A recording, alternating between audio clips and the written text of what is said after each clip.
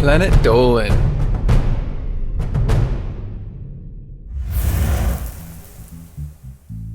When you go on a plane, not all the do's and don'ts are explained to you. Do you want to avoid being everyone's least favorite person to fly with? Here are 15 things you should never do to make your flight a little bit easier for you and everyone else on it. I'm Danger Dolan, and today I will be your narrator. Number 15. Don't assume a carry-on. Yeah, they call it a carry-on, but that doesn't necessarily mean you should assume you can, carry it onto the plane. More and more airlines are gate checking your carry-on bags, which means you won't have them on the flight. So if there's something you absolutely positively must have with you on the flight, put it in your personal item, like the Nintendo Switch. Crucial you have that. Number 14.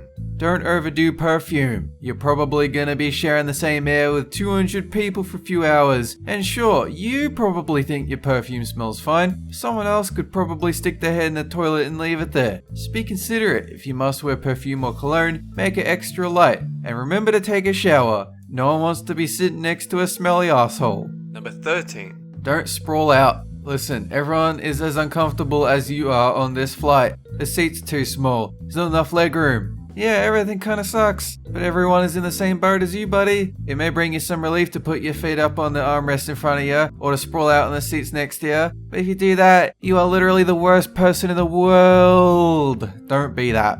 Number 12.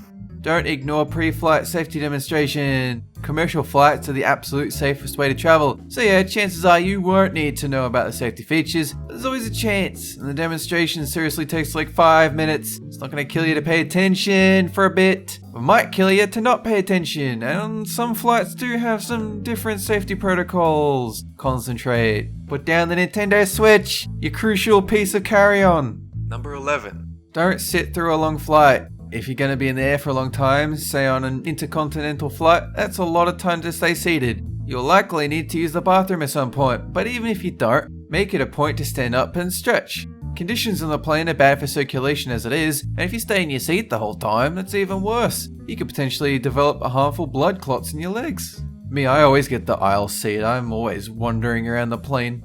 Number 10. Don't be a dick to the crew. Flight attendants aren't your personal wait staff. Even if they were, you shouldn't be rude to wait staff either. Honestly, their jobs are difficult, so don't call them for every little thing and be nice when they do come by. Please isn't a tough word, people.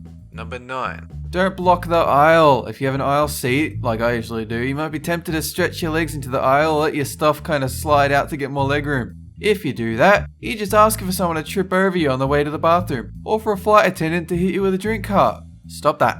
Number 8. Don't recline your chair without asking. Yes, your chair reclines, and yes, you should be able to take advantage of it. But the more you lean back, the less room the people behind you have.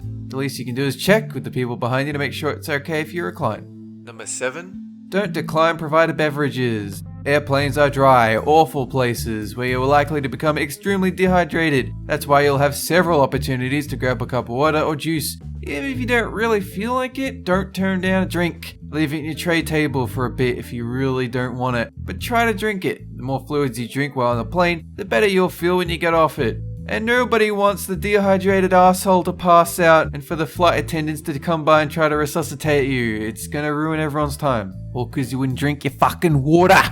Number 6. Don't wear tight clothing. Going back to that whole circulation thing, your circulation on a flight is not going to be great. The last thing you need is tight clothes to make it worse. Dress comfortably, especially on long flights. The exception to this is if you need compression socks to prevent swelling in your legs. Number 5. Don't poop mid-flight. Try to evacuate your bowels before you hop on your flight. If you gotta go, of course you gotta go. But the airplane lavatory is far from the most pleasant place for you to poop. So do what you can to get on the plane relatively empty. The last thing you want is a combination of diarrhea, turbulence, and letting the guy after you come in and being like, fucking stench.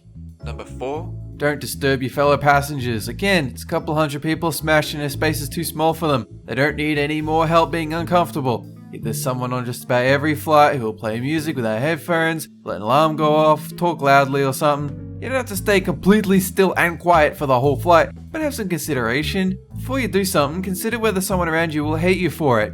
Don't carry on the boombox. Number 3. Don't sleep when it's daytime at your destination.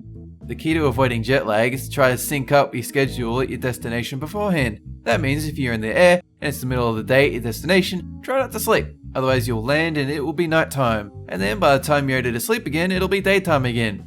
That's a tough cycle to break. Me, I'm awful with this. My sleep pattern is just fucked. I can't sleep on planes and then I get there and I can't check into my hotel for 6 hours and I just die on the sidewalk. Don't do me. Number 2. Don't attempt to join the Mile High Club. There are a lot of reasons to avoid the mythical club. One good reason might be that depending on where you are, it's illegal and punishable by a prison sentence.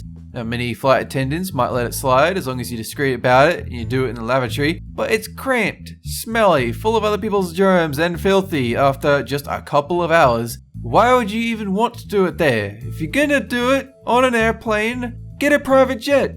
Number 1. Don't get angry at the screaming children. Everyone knows about the problem with the fucking baby. They cry and they scream and they're just unpleasant. But what are mothers gonna do?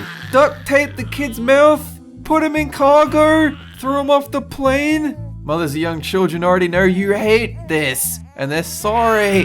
They wouldn't be on the plane if they didn't absolutely have to be. It's not like they want to take their kid to the business meeting. Don't have to make it any worse for them than it already is. After all, they're the closest to screaming because they have to deal with it after the flight. This video was made possible by our fans over on Patreon. Thanks for your support, guys. That is it for this countdown. Have a good one!